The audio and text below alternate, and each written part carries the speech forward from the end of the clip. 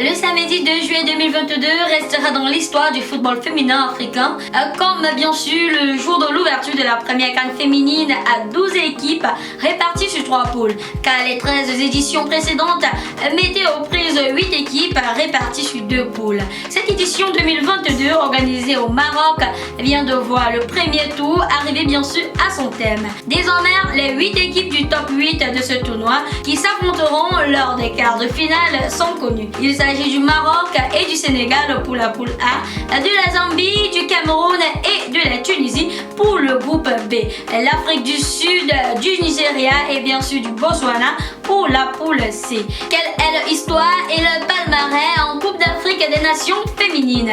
Quel a été le parcours lors du premier tour qui vient bien sûr de s'achever? Esquisse de réponse juste après la transition.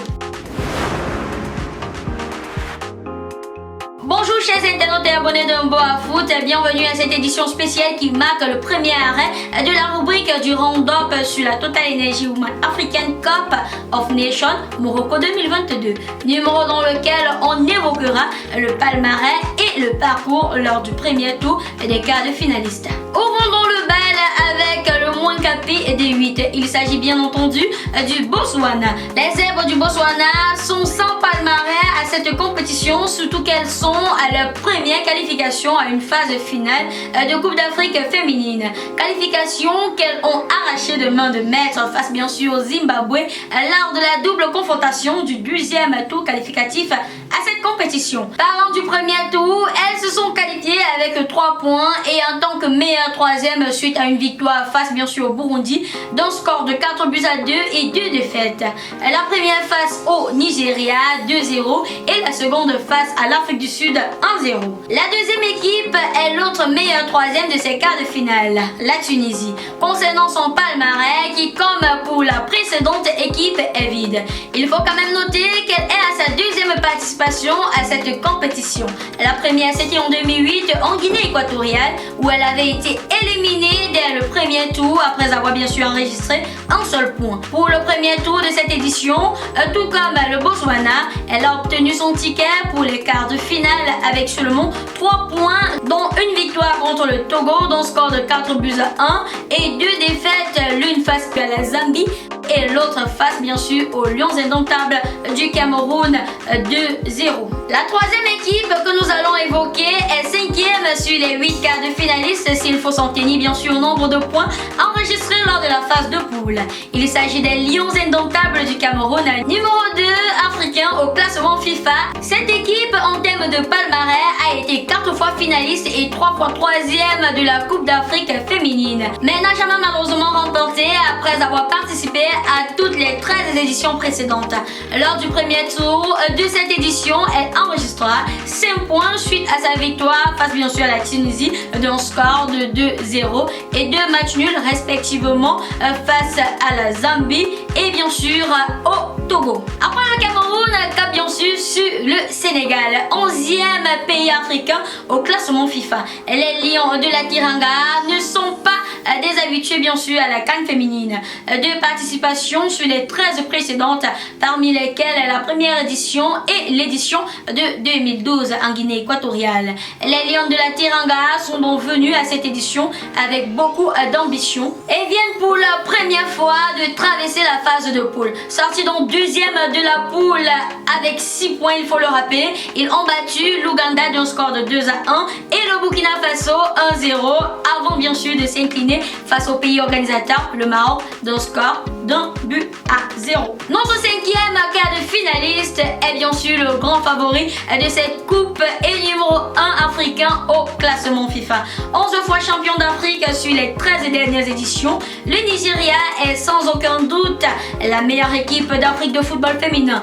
Sauf que lors bien sûr de la phase de poule, elle a fait un faux pas face à l'Afrique du Sud en perdant son premier match de la compétition d'un score d'un but à 2. Elle a très vite rectifié le tir et s'est qualifiée pour les quarts en tant que 2e de la poule C avec 6 points après avoir battu le Botswana d'un score de 2-0 et le Burundi d'un score de 4-0.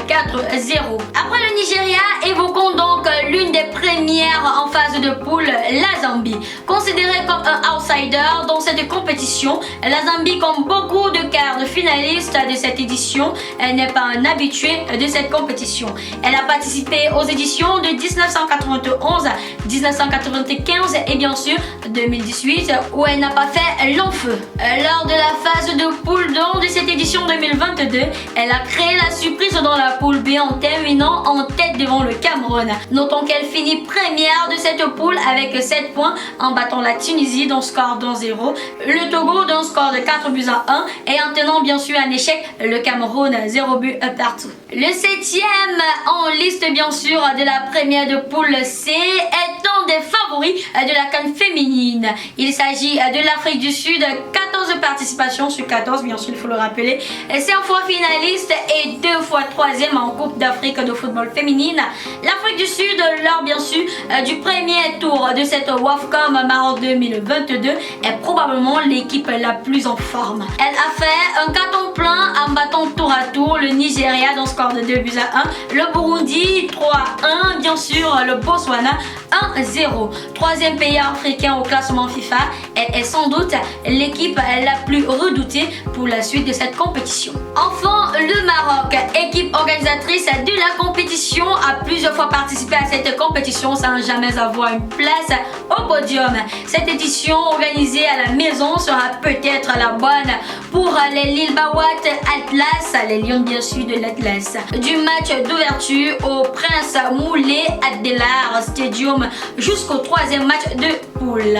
Les Marocains ont donc fait un sans faute 1-0 contre le Burkina, 3-1 face à l'Ouganda et 1-0 contre le Sénégal. Le Maroc donc met à mal tout sur son passage.